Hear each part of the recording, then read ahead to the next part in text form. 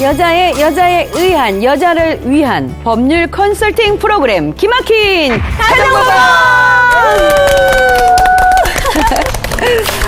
안녕하세요. 정은숙입니다. 오늘도 함께해 주실 분 소개해 드립니다.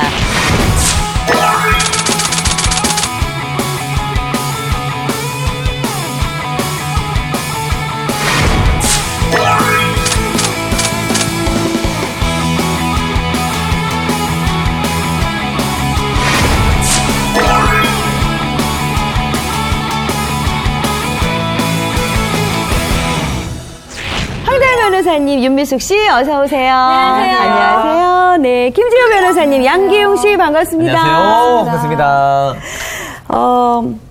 이 변호사님 두 분님은 뭐 정확히 아시겠고, 미숙 씨랑 기용 씨에게 질문 드릴게요. 부부 재산 계약서란 말 들어보셨어요? 뭔지 아세요?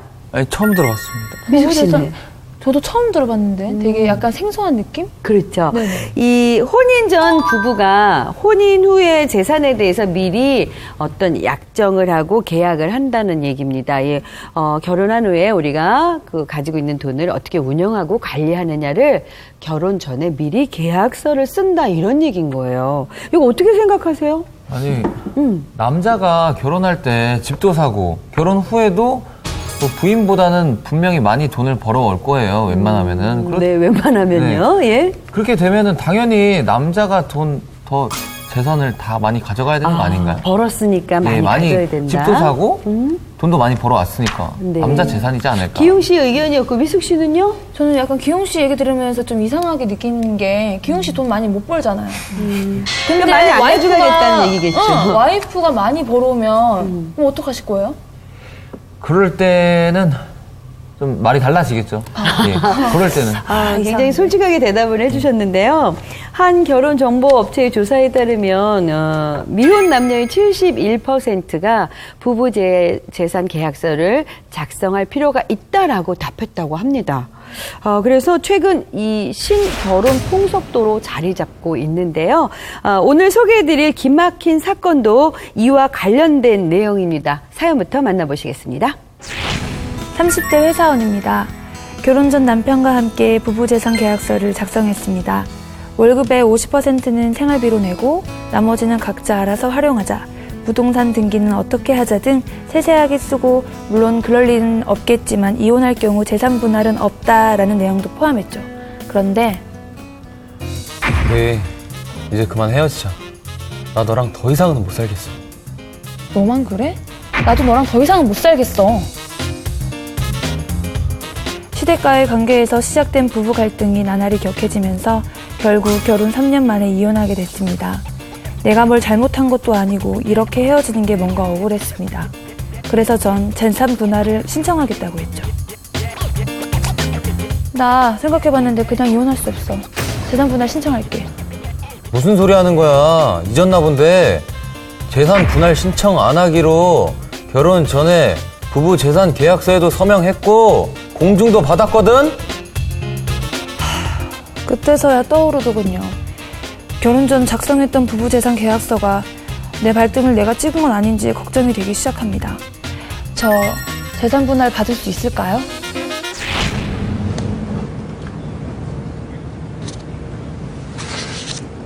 여기 적힌 이게 다 무슨 뜻입니까?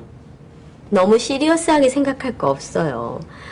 그냥 혹시 나중에 이혼이라도 하게 될 경우를 대비해 미리 재산권, 양육권 문제 깨끗이 정리해 놓자, 뭐 그런 뜻이니까. 이혼이라고요? 사람 일 아무도 모르는 거잖아요. 더구나 요즘 결혼 얼마나 가볍고 깨지기 쉬워요. 안 그래요?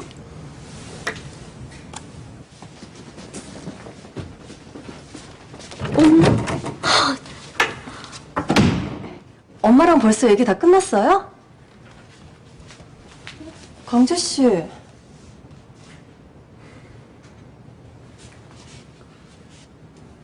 이런 결혼이라면 다시 고려해봐야 될 것 같습니다, 유진 씨. 네? 더 이상 드라마 속 이야기가 아니다. 간통죄 폐지 이후 더욱 주목받고 있는 혼전 계약서. 예비 부부 308명을 대상으로 한 설문조사에서 혼전 계약서가 필요하다고 응답한 부부가 무려 71%. 특히 혼전계약서에서 가장 중요한 것으로 재산을 생각할 만큼 부부 재산 약정에 대한 관심도 높은데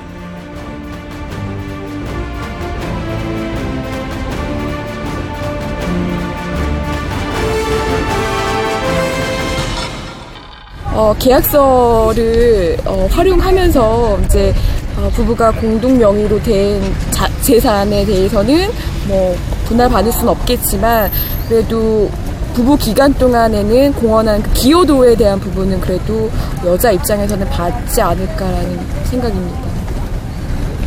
이 상황이 굉장히 안타까운 점에는 이견이 없지만 이 공직이라는 법이 서 있기 때문에 이게 어쩔 수 없는 상황이라고 생각합니다.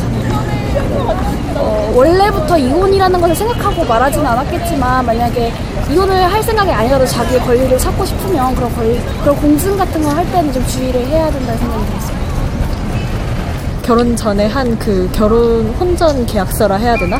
이게 어느 방송 프로그램에서 봤을 때 나중에 효력이 없다고 들었거든요. 그래가지고 저는 이것도 마찬가지가 아닌가. 변호사를 통해서 처리한 일도 아니고 그냥 둘만의 개인 간의 관계에서 이렇게 한 계약이기 때문에 성립이 되지 않을 것 같아요. 혼전에 한 그 계약서는 어떤 법적인 과정도 없고 변호사라는 그런 중개인의 과정도 없이 둘만 이렇게 성립한 계약이기 때문에 재산 분할을 할 수 없다는 거는 그 둘만의 어떤 약속이기 때문에 제 생각에 이거는 뭐랄까 혼전에 했던 계약서는 무효화가 되고 어떤 위자료를 통해서 위자료나 어떤 법적인 시스템을 통해서 그 재산 분할을 받을 수 있지 않을까 생각합니다. 네, 부부간의 약속을 자기의 분할권이 없는 걸로 약속을 했기 때문에 그리고 그거에 대한 계약서가 존재하기 때문에 지금 이 상황을 봐서는 여자가 재산 분할에 대해서 더 이상 이렇게 이야기를 할 수 없을 것 같고 받을 수 없을 것 같아요. 네, 영상을 봤을 때. 좀 상황적으로 봤을 때는 여자분이 나는 재산 분할권에 대해서 받지 않겠다, 재산 분할 받지 않겠다라고 약속을 했다고 하는데 3년 전에 저는 그런 약속을 하지 않을 것 같고 만약에 상황이 어떻게 되는지에 따라서 작성을 할 수도 있을 것 같은데 작성을 하게 된다면 좀 더 세세하게 좀 더 구체적으로 서로의 의견을 이렇게 좀 세세하게 적어 나갈 것 같고요. 아니면은 작성하지 않을 수도 있을 것 같아요. 그렇지만 그렇게 단편적으로 딱 받지 않겠다 이런 식으로 강하게 저는 작성하진 않을 것 같습니다. 재산 분할을 처음에 100% 그렇게 안 받겠다고 작성하는 것 자체가 일단 내 미래가 어떻게 될지 모르는 상황인데 그런 계약서를 작성한다는 건 조금 무리가 있지 않을까 싶고요. 제 입장에서라도 그런 계약서는 결혼 전에 혹시나 모를 미래를 대비해서 그렇게 극단적인 계약서는 작성하지 않을 것 같습니다. 구체적인 서명된 그 증거가 있기 때문에 그거에 대해서 여자분은 좀 아쉽지만 그거에 대해서 뭐라고 할 수 있는 입장은 아닐 것 같고요. 네, 그래서 재산을 못 받을 것 같습니다. 분할을. 민법 제829조에 규정된 부부재산의 약정조항에 따르면 혼인신고 전 부부가 결혼 후 재산관리 방법을 미리 정해 등기할 수 있다. 그래서 탄생한 것이 바로 혼전계약과 유사한 개념의 부부재산 약정서다. 오늘의 기막힌 가정법원 소송 내용은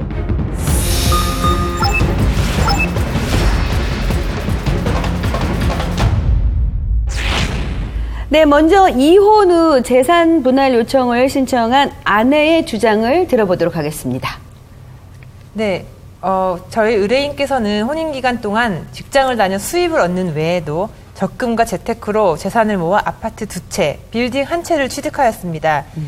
이 능력자인 원고께서 2014년 9월부터 11월경까지는 남편이 소득이 전혀 없는 상태에서 오로지 원고의 월급만으로 생활을 유지한 적도 있습니다. 또 이러한 재산을 형성 유지한 과정에 그 원피고 간의 혼인 과정을 비추어 봤을 때 원고가 현재 원피고 간에 모아놓은 재산에 대해서 기여한 정도는 50%가 월등히 넘는다고 볼 것입니다. 따라서 재산 분할 대상인 순수 적극 재산, 빌딩 세 채 가격인 30억 원 가량 중에서 50% 가량인 15억 원은 원고 몫에 해당합니다. 따라서 이 원고는 피고에 대해서 원고 명의로 되어 있는 빌딩 시가를 제외한 나머지 5억 원 상당액을 재산 분할로서 청구하는 바입니다. 네, 이에 대해서 남편 쪽 반론이 좀 거셀 듯합니다. 말씀해 주세요. 네, 부부 재산 계약이 성립하면 법정 부부 재산제가 적용이 배제됩니다. 법정 부부 재산제는 생활 비용을 공동 부담한다는 내용과 혼인 전 재산 그리고 일방 명의의 재산은 특유 재산으로 본다는 내용이 있고요. 마지막으로 이혼 시 재산 분할을 청구할 수 있다는 것입니다. 그런데 원고는 피고와 합의에 의해서 부부 재산 계약을 체결했습니다. 그 피고가 우리 의뢰인이 부부 재산 계약을 체결한 이유가 가장 큰 이유는 이혼 시에 재산 분할 어떤 분쟁을 미연에 방지하기 위한 게 가장 큰 이유입니다. 원고가 자발적으로 이렇게 합의해서 이렇게 체결해놓고 이제 와서 난 그렇게 할 수 없다고 말하는 것은 신의칙 외배가 아닌가 합니다. 이게 말이 안 되는 게 솔직히 말해서 이 모든 재산은 거의 제가 일군 거나 마찬가지예요. 제가 열심히 일해서 재테크하고 적금하고 해서 빌딩 전부 다 산 건데 제가 순간의 실수로 그 얘기를 했다고 해서 그거를 제 몰래 또 그거를 했더라고요. 등기나 그런 거는 인정을 해주셔야죠. 제가 모르는 상태에서 몰래 가서 했다는 건 말이 안 되는 거 아닙니까? 말씀하신 대로 먼저 이 공증의 등기까지 마친 부부 재산 계약서의 법적 효력, 이거 어디까지 볼 것인가에 관한 이야기를 먼저 나눠봐야 할 것 같습니다. 원고 측 변호사 말씀해 주시기 바랍니다. 네, 그 민법 제829조는 부부재산 계약이라는 이름으로 혼전계약서를 명시하고 있습니다. 하지만 법원에서 실제로 그 유효성을 인정받은 사례는 거의 없습니다. 왜냐하면은 지금 대부분 작성되고 있는 혼전계약서가 이혼 시 재산 분할을 어떻게 할 것인가에 관한 내용을 주로 담고 있기 때문입니다. 네, 민법에서 부부재산 계약으로 내용을 인정을 하고 있는 유효 기간은 혼인 중에 한정하고 있습니다. 예, 재산 분할은 이혼 후에 하기 때문에 공증을 받았더라도 이 민법에 적용되는 부부재산 계약서로 유효성을 인정받기는 어렵습니다. 특히 상대방에게 재산 분할을 포기한다라는 식으로 극단적인 내용은 작성을 하더라도 법원에서 유효성을 인정받기 어렵습니다. 지난 1월 14일에 서울가정법원은 남편에게 일방적으로 유리하게 작성한 혼전 계약서는 유효성이 인정되지 않는다라는 판결을 내놨습니다. 네.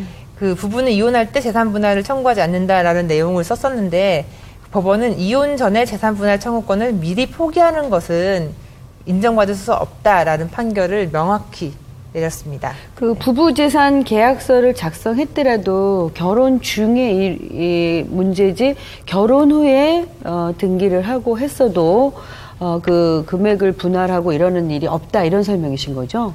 네, 그 부부재산 계약은 등기는 결혼 전에까지 등기를 해야 하고요. 네.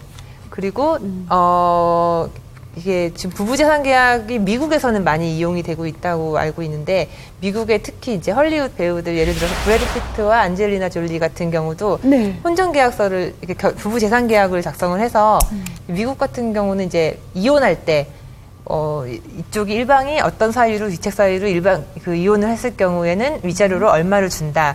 그리고 이런 스캔들로 이혼했을 경우에는 위자료로 얼마를 준다. 재산 분할은 어떻게 한다. 그러니까 그쪽은 이제 재산이 수억 원 정도 수준을 떠나서 굉장히 많기 때문에 그런 계약서를 작성을 하고요. 그런 경우에 부부재산 계약서를 작성하는 데만 5개월 이상 걸렸다고 하는 보도를 제가 접하였습니다. 그 정도로 이제 신중하게 쓰고 그 유효성도 인정을 받고 있는 상황입니다. 미국에서는. 우리나라는 그 경우는 아니다. 네, 우리나라에서는 민법에서 혼인 중에만 유효성을 인정한다고 규정을 하고 있기 때문에 이혼 후에 재산 분할이라든가 위자료에 관해서 규정을 하더라도 이거는 유효한 계약서로 인정받기 어렵습니다. 피고 측 변호사의 이야기를 좀 들어볼게요. 예, 부부 재산 계약은 혼인 신고 전에만 성립하면 되고 별도 별도로 어떤 공증이나 등기는 필요가 없습니다. 하지만 그 혼인 전에 등기를 하는 이유는 아무래도 그 제3자한테 부부재산 개혁 내용을 대항하기 위해서 하는 거고요. 저희 같은 경우는 저희 의뢰인이 뭐 등기까지 다 마쳤기 때문에 당사자 사이는 물론이거니와 제3자에 대해서도 부부재산 계약에 대해서 대항할 수 있다고 봅니다. 그리고 뭐 그 원고 측 대리인은 뭐 재산 분할에 대한 것은 이혼할 때 대비해서는 아니고 혼인 중에서만 효력이 있다고 하는데 대부분의 이 부부재산 계약을 체결하는 주요한 이유는 그 이혼 이후에 발생할 어떤 재산 분쟁을 방지하기 위해서라고 저는 생각합니다. 그렇기 때문에 그 부분에 대해서도 효력을 완전히 배제할 수는 없지 않을까 합니다. 저는 짚고 넘어가고 싶은 게 분명 없이 남편은 제가 말은 했긴 했지만 이거 뭐 등기라든지 공증을 받을 때 저한테 한마디 상의 없이 혼자 가서 한 거거든요. 전 이걸 묻고 싶고 따지고 싶어요.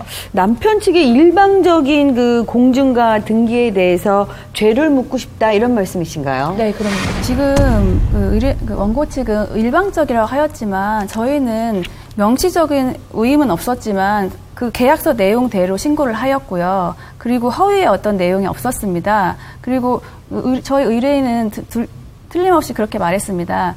원고한테 어떤 의임을 받았다. 명시적인 의임장은 없었지만 묵시적 의임이 있었다는 것을 우리는 주장하고 있기 때문에 특별히 이거와 관련해서 어떤 형법이나 관련 법에서 죄가 인정되기 좀 어렵지 않을까 생각합니다. 또 원고 측 변호인 할 말 있으신 것 같습니다. 네, 그 지금 말씀하신 점에서 이제 제가 좀 반박을 좀 해야 드려야 될 것 같은데 공증은 법원의 판결이 없더라도 강제 집행을 쉽게 하는 효력을 주는 것으로서 굉장히 이렇게 큰 효력을 주는 제도입니다. 이런데 계약서를 작성하는 양 당사자가 함께 가서 각자의 의사를 확인해서 공증을 받는 것이 원칙입니다. 그래서 일방 당사자가 한 명이 가서 공증을 단독으로 받을 때에는 다른 당사자의 위임장이 꼭 필요합니다. 그리고 위임장에도 인감증명서와 인감도장이 꼭 같이 첨부가 되어야 하고요. 등기를 하는 경우에도 마찬가지입니다.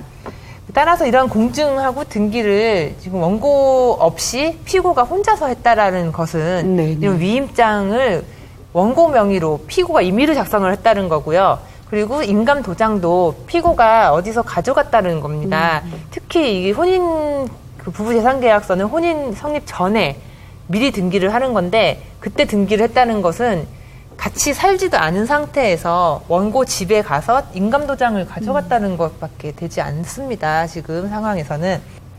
따라서 이렇게 공증 및 등기를 허락 없이 피고 단독으로 했다는 것은 상대방의 위임장을 위조했다는 것입니다.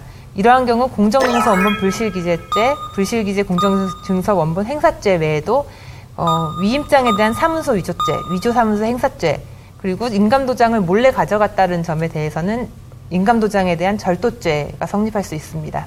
참 많은 죄목이 지금 오가고 있는데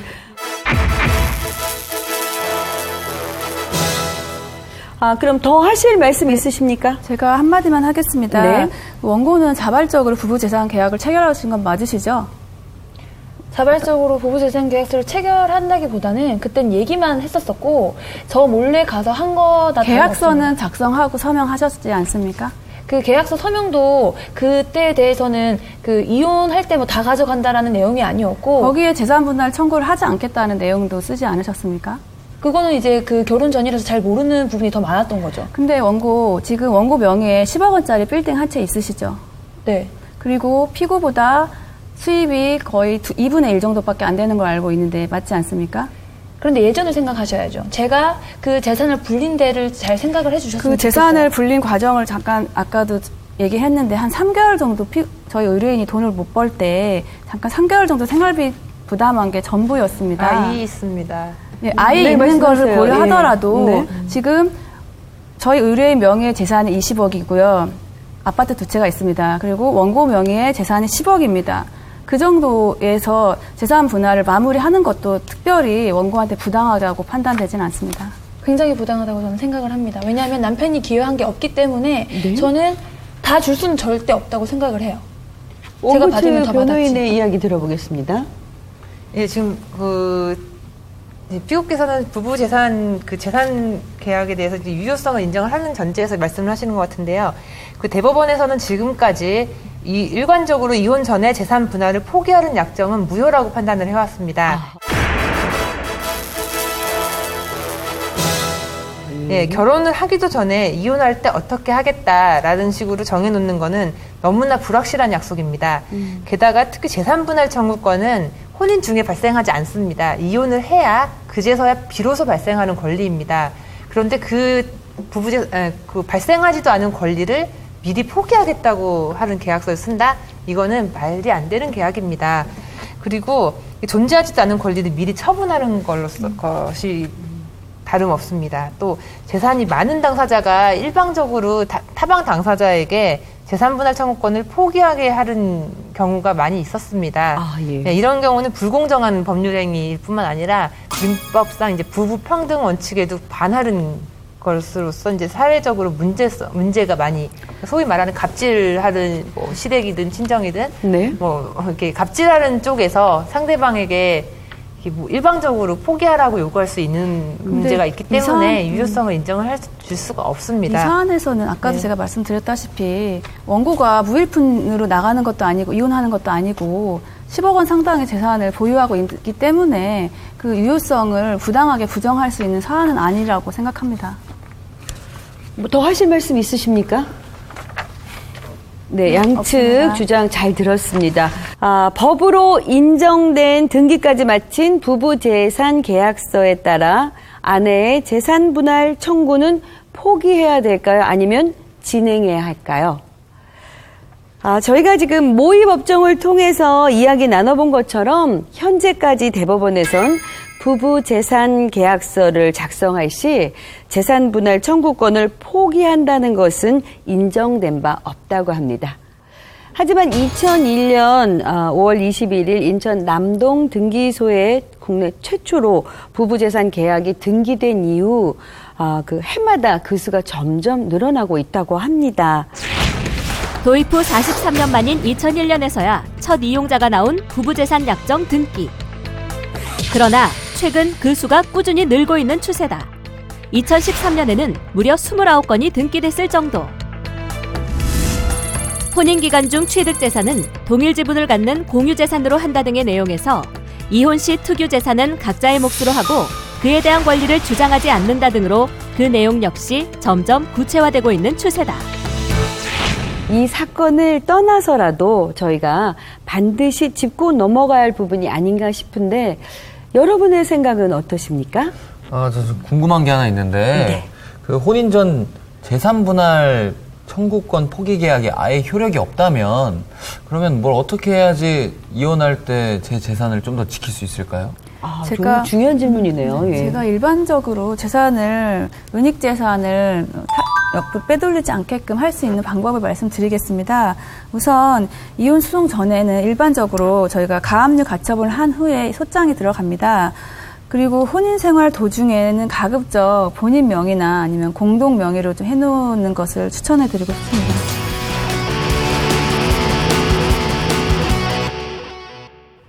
네, 황 변호사님. 네, 그 재산분할 청구권 포기 계약은 이제 유효성을 인정받기 어려운 게 현실이지만은 그 나머지 내용, 나머지 이제 부부 재산 계약에 대해서 유효성을 인정받기 위한 요건들이 좀 짚고 넘어가야 될 것 같습니다. 네네. 네, 혼전 계약서가 이제 부부 평등의 원리에 반하는 경우에 이제 무효로 인정을 받는 경우가 굉장히 많은데요. 네. 혼전 계약서는 재산을 지키기 위해서 이렇게 악의적이거나 노골적으로 쓰는 경우에 그 유효성을 받지 못하는 경우가 많이 있습니다. 예를 들어서 그 한쪽의 재산이 월등히 많아서 상대방은 그 경제활동 시 상대방의 허락을 받는다라거나 뭐 모든 수입은 아내가 관리한다라거나 이런 식으로 쓸 경우에는 법원이 유효성을 인정하지 않고 있습니다. 또 법원에서는 혼전계약서의 유효성을 인정받기 위해서 혼전계약서를 작성하게 된 경위, 이유에 대해서 계약서상 명시를 한다거나 해서 계약서가 반드시 필요했던 정황을 법원에 설득적으로 보여줄 수 있게끔 작성하는 것이 좋다고 생각합니다. 또 어느 한쪽의 필요가 있어서 일방적으로 작성한 게 아니라는 것도 들어가는 게 좋은데요. 동등한 지위를 담보하기 위해서 그 변호사가 동석해서 양 당사자 각자 변호사가 동석해서 작성하는 것도 바람직합니다. 또 법원에서는 부부가 평등한 관계에서 양쪽의 이해관계를 충분히 반영했는지 이 여부를 굉장히 많이 고려하고 있습니다. 그리고 모든 계약서가 마찬가지이지만 최대한 자세하게 작성하는 것이 좋습니다. 특히 이제 재산을 이제 신중하게 관리하시는 분들은 그 혼인 중에 사전 동의 없이 빚을 졌다면 배우자는 그 부담을 하지 않는다. 이런 내용을 넣는 경우도 있는데요. 네네. 이런 경우 이렇게 둘이 뭉실하게 쓰시기보다는 이제 채무의 규모는 어디까지인지, 그 부부의 일상적으로 발생하는 일상가산 채무는 얼마까지를 인정할 것인지, 또 동의를 서면으로 할지 아니면은 구두로 해야 될지, 뭐 이런 이렇게 그 발생 가능한 문제점들을 예상해서 구체적으로 작성하는 것이 바람직합니다. 그러면 등기를 해야 재산 계약 인정이 된다는데 공증만 하면 인정이 안 되는 건지 아니면 등기를 어떻게 해야 하는지도 궁금하거든요. 제가 말씀드리겠습니다. 제가 아까 말씀드린 대로 부부 재산 계약은 일단 원칙적으로 아무런 방식은 필요 없습니다. 다만 제3자한테 그 부부 재산 계약 내용을 대항하기 위해서는 등기가 필요한데요. 혼인 전에 등기를 해야 합니다.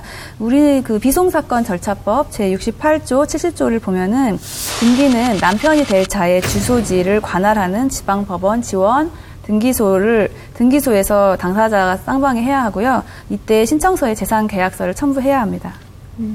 네, 제가 부가적으로 또 설명을 드리면요. 네. 그 부부재산 약정 등기를 신청할 때는 서류를 갖춰야 하는데요. 그 부부재산 약정 등기 사무 처리 지침에 부부재산 약정을 등기할 때 필요한 서류를 명시하고 있습니다. 그 당연히 기본적으로 부부재산 약정서가 첨부되어야 하고요. 그 인감증명서 또는 서명 확인서가 필요합니다. 또 혼인신고를 아직 하지 않았다는 것을 증명하는 서면, 주소를 증명하는 서면, 주민등록번호를 증명하는 서면. 다만 이제 외국인의 경우에는 주민등록번호가 없기 때문에 이런 경우 생년월일을 증명하는 서면을 따로 제출해야 됩니다. 또 대리인이 등기를 신청하는 경우에는 그 권한을 증명하는 서면, 그 위임장이 필요합니다. 네. 잘 알겠습니다. 만약 이 결혼 전이 아닌 결혼 후에 부부재산 계약서를 작성 등기했다면 이 재산 분할권 청구권이 인정받을 수도 있는 건지 이게 궁금합니다. 네, 부부재산 계약은 혼인 전에 성립을 해야 합니다. 그러니까 부부재산 계약을 체결할 수 있는 권한은 장차 부부가 될 사람들이지 현재 부부인 사람들이 아닙니다. 그렇기 때문에 결혼 후에 부부재산 계약을 체결했다면 재산 분할 청구권을 당연히 인정받을 수 있습니다. 이렇게 해석하는 이유는요. 혼인 중 부부가 재산 계약을 체결하며 일방의 어떤 강요나 의력에 의해서 그 일방 배우자한테 불리한 계약을 체결할 소지가 높기 때문이 아닌가 합니다. 네. 황 변호사님의 어떤 의견 또 있으신가요? 네, 제가 이제 부부재산 계약에 이제 좀 무효를 많이 얘기를 해드렸는데요. 최근에는 혼전계약서를 전반적으로 인정하지 않고 있는 그런 대법원 태도에 대해서 비판을 하는 경우가 많이 있습니다. 그러니까 시대적인 추이를 반영하지 못하는 법원의 태도라고 비판을 하고 있는데요. 네네. 그러니까 이제 일반적으로 그 젊은 사람들이 혼전계약서를 많이 쓰고 뭐 이렇게 되면은 법도 그에 뒷받침을 해줘야 됩니다. 어느 정도는. 그리고 혼전계약서가 또 부부관계를 정상적으로 유지하는데 좀 더 이제 심리적인 제어 장치를 해주는 역할도 어느 정도는 하고 있습니다. 미국 같은 경우도 이제 이혼 시 그쪽은 이제 이혼 시 위자료라든가 이런 거를 유효성을 인정을 하고 있기 때문에 이혼하면은 얼마를 주겠다, 뭐 바람 피면은 얼마를 주고 이혼을 하겠다라는 걸 규정을 함으로써 심리적으로 바람 피면 안 되겠다라는 그런 순기능을 할 수가 있습니다. 또 그러니까 이런 계약서가 없을 경우에는 이혼 후에 위자료나 그 부부 재산 분할을 하는 과정에서 소송이 굉장히 오래 걸리고 극단적으로 치닫게 될 수 있습니다. 그래서 이혼 소송을 하는 경우 뭐 2, 3년 걸리는 경우도 보고 많이 이제 힘들어 하시는데 미리 이렇게 부부 재산 계약을 체결을 해 놓으시면은 이혼 후에 이혼 시에 재산 분할을 할 때 많이 이렇게 도움이 될 수 있습니다. 네. 그 이야기를 쭉 들어봤을 때 결국 결혼 전 이루어지는 모든 혼전 계약서의 경우는 서로에 대한 약속을 확인하고 또 만약에 일어날 일에 대한 어떤 일종의 안전장치에 불과하다라는 사실 기억했으면 좋겠습니다.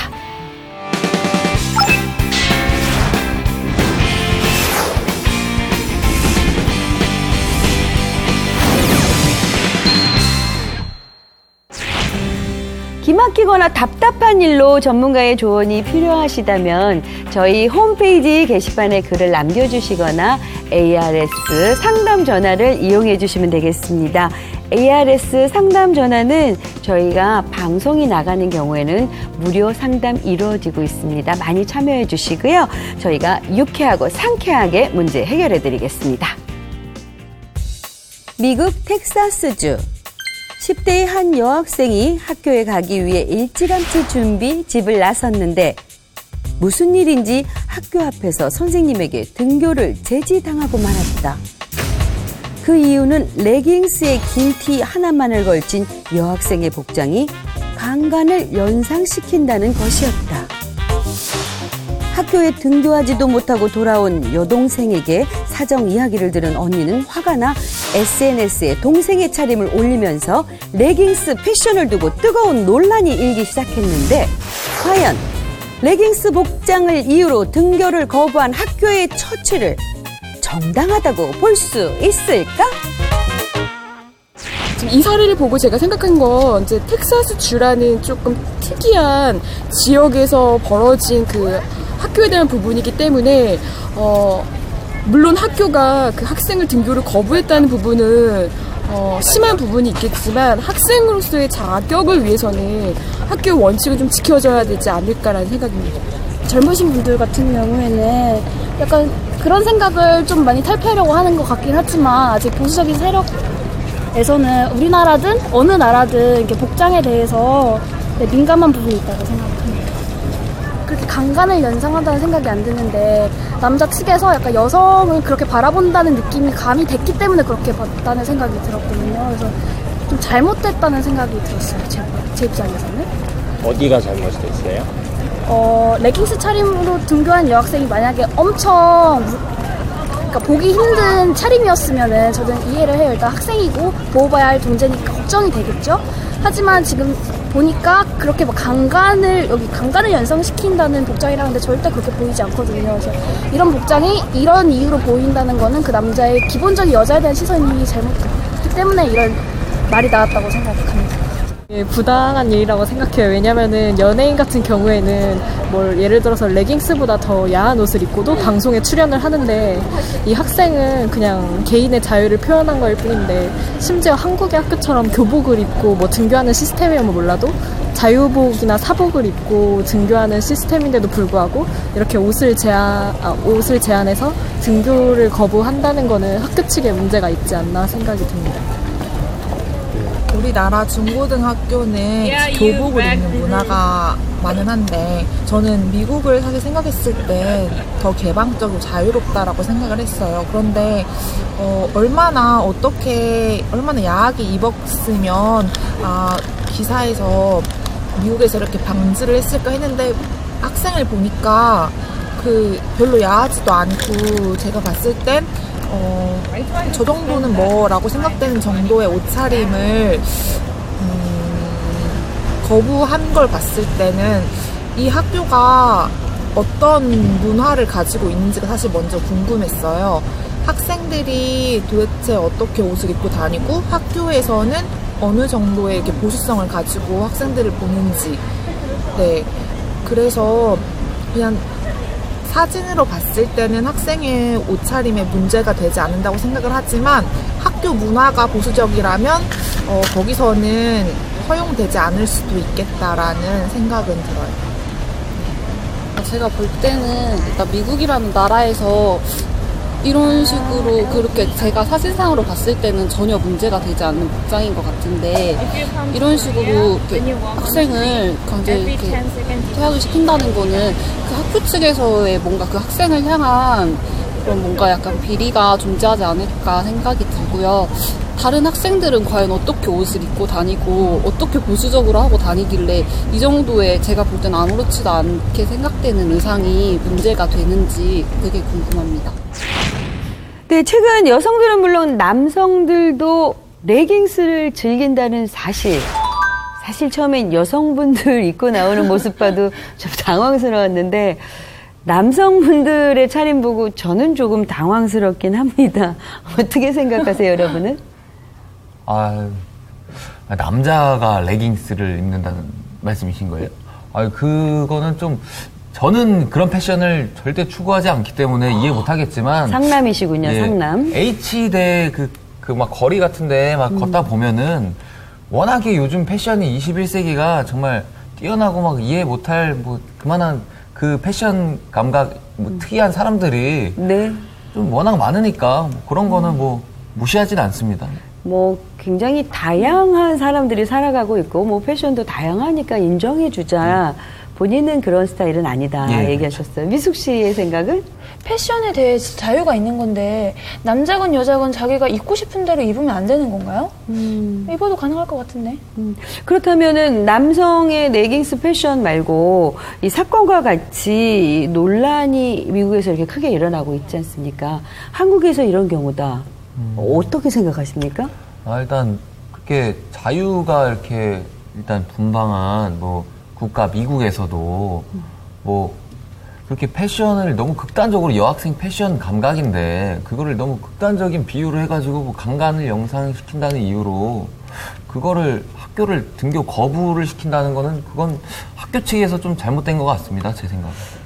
미숙 씨의 생각은 어떠세요? 제 생각도 비슷한데요. 뭐 레깅스에 짧은 티도 아니고 긴 티셔츠를 입었는데 그걸 가지고 학교를 오지 말라 일을 했다는 거는 도무지 이해가 안 가는데요. 근데 사실 뭐 강간을 연상시키는 패션이다 해서 법적으로 처단한다 했는데 그 어떤 무엇을 봤을 때 느끼는 감정들이 다 다르지 않습니까? 변호사님, 그러면은 한국에서 이런 경우라면은 이거 학교 소송도 할 수 있는 문제가 아닐까 싶어요. 네, 저도 과연 레깅스에 티셔츠를 입은 것이 얼마나 과하게 학생처럼 보이지 않았을지 좀 궁금하긴 합니다. 뭐 강간을 연상시킨다는 게 어떤 건지 솔직히 잘 모르겠고요. 근데 만약에 그 사복 차림의 어떤 학교에서 이런 이유 때문에 학교에서 등급 거부 처분을 했다면 학교를 상대로 그 등급 거부 처분에 대한 취소를 행정심판이나 행정소송으로 제기할 수 있다고 봅니다. 단 그 사립학교라면 민사소송으로 그 등급 거부 처분을 취소할 수 있는 소송을 제기할 수 있습니다. 그리고 병 앞에서 등급 거부 처분으로 받은 정신적 고통에 대한 위자료를 청구할 수도 있다고 생각합니다. 정신적으로 충격이 굉장히 컸을 것 같다는 생각이 들어요. 그런데 강간을 연상시키는 패션이라는 게 법적으로도 존재를 하나요? 네, 법적으로 그 강간을 연상시키는 패션이라는 것은 존재하지 않습니다. 아마도 추측컨대 레깅스에 티셔츠만 입었을 경우에 하의를 입지 않은 것처럼 보이기 때문에 그래서 강간을 유발할 수 있는 소지가 높다라고 해서 뭐 그런 식으로 표현을 하지 않았나 싶습니다. 근데 성범죄의 경우에도 이제 그런 이제 그 미국에서 이제 말한 선생님이겠죠. 그런 선생님처럼 생각하는 일부 견해가 있는데요. 그 피해자인 여성이 뭐 가슴골이 드러난다거나 짧은 치마를 입어서 그래서 뭐 강간을 유발하는 뭐 연상시키는 그런 패션이다라고 뭐 이런 식으로 비판 이렇게 그런 식으로 말씀하시는 이게 일부 견해가 있긴 한데요. 그런 사람들 같은 경우도 이제 여성에 대한 그 범죄에 대한 책임을 여성에게 전가하는 것으로서 여성에 대해서 새로운 2차 피해를 만들어내는 것이다라는 비판이 굉장히 있습니다. 저희 생각은 뭐 레깅스를 안 입고 셔츠만 입었다면 이 말에 동의하겠지만 셔츠를 입었다는 거는 레깅스를 신었다는 거는 뭐 하체를 다 가린 게 아닌가 싶은데 잠시 후에 방송 끝나면 제가 오늘 셔츠에 레깅스 입고 왔거든요.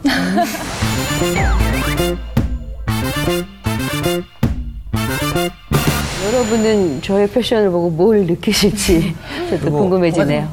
궁금한 사항이 생겼는데 이 사건이 텍사스에서 일어났다고 했잖아요. 근데 이게 좀 말이 안 되는 게 예를 들어서 역으로 입장을 바꿔보자고요. 그러면은 만약에 그 교장 선생님이 뭐 등교를 거부시켰던 건가요? 그러면?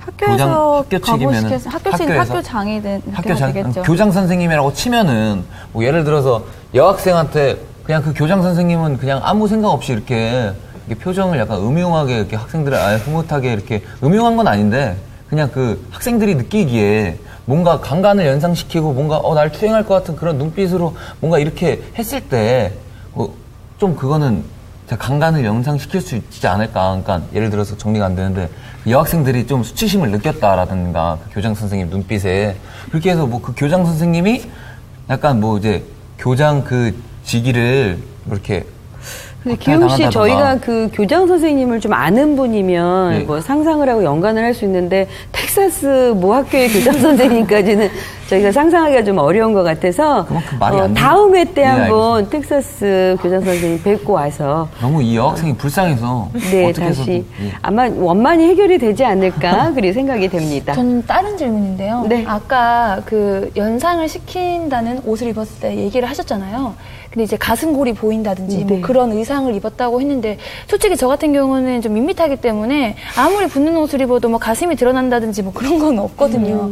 같은 옷을 입어도 네. 좀 이렇게 굴곡져 보이는 사람이 있을 수도 있고 그럼요. 저 같은 사람이 입으면 이렇게 약간 좀 밋밋하게 보일 수도 있는데 이때는 좀 난해하지 않나요? 똑같은 옷을 입었다 치면 이 사람한테는 뭐 등교 거부야. 근데 똑같은 사람이 들어갔는데 너는 돼. 이것도 약간 애매모호하지 않나요? 뭐 옷이 문제겠습니까? 입은 사람의 그 느낌이 문제겠지요. 아닐까요, 결국은, 변호사님?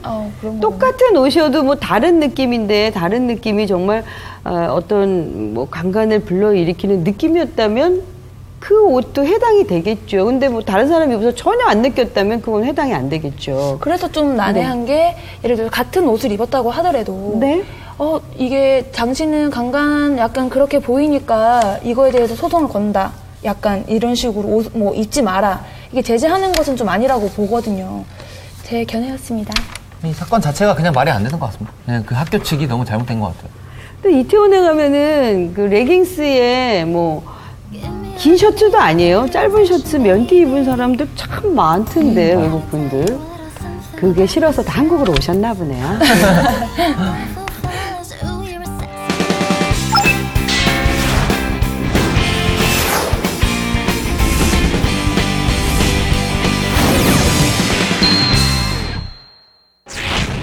저희가 지난 3회 방송 때 동거 사실을 숨긴 것이 혼인 취소 사유가 되는지에 관한 이야기를 나눴습니다. ARS 상담과 저희 홈페이지에 이런 사연이 들어와 있네요. 아내가 임신했을 때 남편의 사업이 어려워지니까 이런 경제적인 이유를 들어서 남편의 동의 없이 아내가 낙태를 했다고 합니다. 이게 이혼 사유가 되는지에 대해서 ARS를 통해서 물어오셨고요.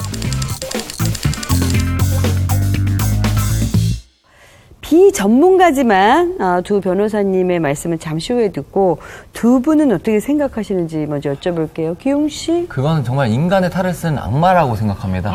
제 입장으로서는 저는 좀 순수해서 그런데 제가 만약 그 남편이었다면 제가 경제적인 능력이 없다는 이유 하나만으로 제가 사랑하는 그 아이, 그 정말 사랑스러울 것 같은 아이, 그 생명을 제 능력이 없다는 이유 하나로 제 동의하에 없이 그냥 그 아이의 생명을 죽였다는 것은 그 남편 입장에 엄청난 이혼 사유가 된다. 이혼 사유가 충분히 될 거라고 생각합니다. 근데 기용 씨, 근데 낳았어요. 예.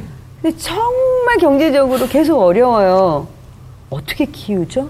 그럴 때는 일단 투쓰리 잡을 뛰어야 되죠. 일단 새벽부터 일어나서 그렇게 그러니까 책임감 없으면 낳질 말아야 하지만 그 남편의 의사가 책임감 있는 남편이라 치면은 물론 지금 당장은 뭐 경제적인 능력이 없었겠지만 일단 낳고 나면 또 부모가 된 입장이 되면 또 다르게 될 수도 있잖아요. 쓰리 잡을 뛰든 뽀 잡을 뛰든 그렇게 돼야 되는 게 정상이라고 생각합니다. 우리 기용 씨가 지금 의지가 보이고 있습니다. 미숙 씨는 이혼 사유가 된다고 생각하십니까? 제 생각도 이혼 사유가 된다고 생각을 하는데요. 왜냐하면 이제 부부 사이에 이건 의무라고 생각을 해요. 아이는 혼자서 생기는 것이 아니라 남편과 부인이 같이 생기는 건데 그거를 혼자 독단적으로 경제적인 이유만을 들어서 이제 중절 수술을 했다는 거는 남편을 무시하는 거나 마찬가지잖아요. 의무를 다하지 않았으므로 이건 이혼 사유가 충분히 될 것 같습니다. 정말 4회 만에 두 분의 의견이 한 번 같았네요. 과연 동의 없는 낙태 이혼 사유가 될 수 있는지 우리 김 변호사님의 의견 먼저 들어볼게요. 그 미숙 씨랑 기용 씨 의견대로 저도 당연히 동의 없는 낙태 이혼 사유가 될 수 있다고 생각합니다. 임신과 출산 그리고 아이 양육은 결혼 생활에서 전부는 아닙니다. 하지만 중요한 부분인 건 모두 다 인정하실 수 있을 겁니다. 아무리 경제적으로 어려움이 있다고 하더라도 남편한테 상의를 하고 아이를 낳을 것인지 말 것인지에 대한 선택할 권리를 줘야 될 것 것이라고 봅니다. 네. 이 경우에는 아내분이 부부의 어떤 의무 중에 일종의 협조 의무를 위반한 것이 아닌가 싶습니다. 그렇기 때문에 이 민법상, 재판상 이혼 사유인 기타 혼인을 계속하기 어려운 중대한 사유에 해당하지 않을까 합니다. 황 변호사님의 의견은 어떠세요? 근데 저도 김 변호사님 의견에 동의를 하고요. 네. 그러면 저 궁금한 점이 생겼는데 이혼 소송을 하고 있는데 이거랑 별개의 문제로. 네네. 네. 이혼 소송을 하고 있는 중에 임신한 사실을 알고 남편 동의 없이 중절 수술을 했다면 이혼 재판 소송에 약간 영향을 미칠 수도 있는 건가요? 네, 그 이혼 소송뿐만 아니라 이혼이 된 이후라도 이제 임신 사실을 알게 되었다면 남편에게 이를 알리는 것이 그리고 향후 어떻게 대처를 할지 논의를 하는 것이 상호 신뢰의 원칙상 이렇게 합당하다고 생각하는 게 제 개인적인 견해입니다. 네, 임신은 공동 결실 또는 이제 공동 책임이라고 볼 수 있는데요. 남편은 당연히 혼인 중에는 물론이고 이혼 후라도 이렇게 본인이 아이를 임신했는지 그런 사실을 알 권리가 있고 아내는 또 신의직상 고지할 의무가 있다고 생각합니다. 다만 그 임신 사실을 알지 않았다고 하더라도 이혼 소송 중이라고 한다면은 혼인 중 이렇게 일어난 일이 아니기 때문에 이혼 여부라든가 재산 분할에 대해서는 이제 영향을 미치지 않을 것으로 보이고요. 다만 이제 상대방에 대한 위자료 액수라든가 뭐 아이가 또 다른 아이가 있다면 그 양육권이라든가 뭐 이런 부수적인 사정에 이혼 소송의 과정에 있는 부수적인 사정에 영향을 미칠 수는 있다고 생각합니다. 네. 또 궁금한 거 있으세요, 기웅 씨? 사문화라고 하지만 우리나라는 아직 낙태죄가 적용이 되잖아요. 네. 그렇게 되면 이 낙태죄를 그 아내를 이게 소송을 건다면 고소를 해버릴 수 있을까요? 낙태죄로. 예, 낙태죄. 사실 이 낙태라는 것이 그 어떤 태아나 아니 산모에게 치명적인 일이 있을 때나 인정이 되고 인정이 안 되는 거죠, 현재로? 네, 낙태죄는 우리 형법상 아직도 뭐 사문화되어 있다고는 하지만 실질적으로 형식상 존재합니다. 그리고 이 사안에서도 낙태죄가 성립해서 처벌할 수 있다고 봅니다. 그리고 제가 생각할 때 이 사안이 이혼 소송 중이기 때문에 어떤 위법성 조각 사유가 해당될지 좀 생각해 봤는데요. 아무리 이혼 소송 중이라고 하더라도 낙태를 한 것이 어떤 사회상규에 위배되지 않는 정당 행위로 보긴 좀 어려워 보입니다. 다만 이혼 소송 중 어쩔 수 없이 하게 된 경우라면 양형 감경 사유가 돼서 형량의 어떤 반영이 되지 않을까 합니다. 얼마나 형을 받아요? 이런 경우? 사안에 따라 다르겠는데 이건 제 형법상 아마 뭐 징역형까지 규정되어 있습니다. 그래요? 네, 그래서 이 사안 같은 경우는 실형까지는 아닌 것 같고 집행 제가 딱 얼마 형이 나온다고 말할 수는 없습니다. 근데 집행유예가 나올 수도 있고요. 예, 양형상 고려 사유로는 될 수 있을 것 같습니다. 네, 오늘 사연 여기까지입니다. 저희는 최대한 여러분의 다양한 고민과 궁금증을 받아서 최선을 다해 풀어드리고 여러분에게 만족을 드리고자 노력을 하겠습니다. 다음 주엔 더 재밌고 더 알찬 법률 정보로 여러분 다시 찾아뵙겠습니다. ARS 상담은 물론 저희 홈페이지 이용해 주세요. 궁금한 사항 글 남겨주시면 저희 변호사님께서 최선을 다해서 여러분의 궁금증 시원하게 풀어주실 겁니다. 오직 여자만을 위한 법률 컨설팅 프로그램 기막힌 가정법원! 네, 오늘 여기까지고요. 다음 주에 다시 뵙겠습니다. 여러분 고맙습니다. 수고하셨습니다.